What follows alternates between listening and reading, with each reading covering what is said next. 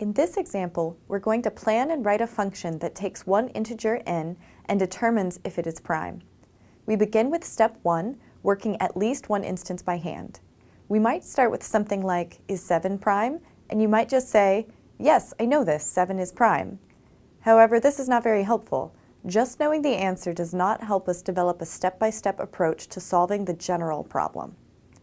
Unfortunately, when you already know the answer, it can be hard to see past it, in which case there are two things you could do. First, you could consider how you would convince someone that this is right. That is, if you said 7 is prime and I said, I don't believe it, what would you do step by step to show me that it is? Second, you might think about a harder problem where you don't just know the answer to see the step-by-step approach you take. If that problem is too big to work through all the way, you might use the step-by-step approach you begin with to inform how you work through a more manageable size example. As an example of a harder problem, let us consider whether 29,393 is prime. I suspect most of you do not know the answer off the top of your head. We'll start with step 1. I divide it by 2 and get 14,696 remainder 1. Dividing by 3 gives 9,797 remainder 2. Dividing by 4 gives 7,348 remainder 1. Dividing by 5 gives 5,878 remainder 3. Dividing by 6 gives 4,898 remainder 5. Dividing by 7 gives 4,199 remainder 0.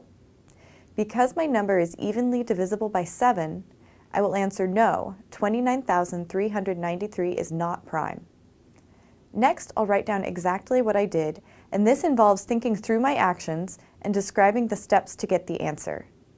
I checked if 29,393 mod 2 is 0, that is, if it is evenly divisible by 2. It was not. Then I checked if it was divisible by 3, if mod 3 is equal to 0. It was not. Then I checked whether it was divisible by 4, divisible by 5, divisible by 6, divisible by 7. The answer was yes. When I found it was divisible by 7, I answered no.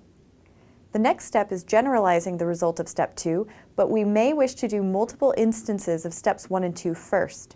In this problem in particular, since we have a yes or no question, it may be very useful to do an instance where we get a yes answer before we try to generalize. Now we'll return to our first question. Is 7 prime? Having already thought through how to do it step by step, we may be able to get past our mental roadblock of just knowing the answer. 7 divided by 2 is 3 remainder 1. 7 divided by 3 is 2 remainder 1. 7 divided by 4 is 1 remainder 3. 7 divided by 5 is 1 remainder 2. 7 divided by 6 is 1 remainder 1. So at this point, I'm going to answer yes, 7 is prime. I tried all of the numbers from 2 to 6 and found that 7 is not divisible by any of them. Doing step 2 for this same problem, I'm going to write down that I checked if 7 mod 2 is 0. It is not. Checked if 7 mod 3 is 0. It is not. Checked if 7 mod 4 is 0. Checked if 7 mod 5 is 0. Checked if 7 mod 6 is 0. And after doing all that and verifying that the answer was no for all of them, I answered yes.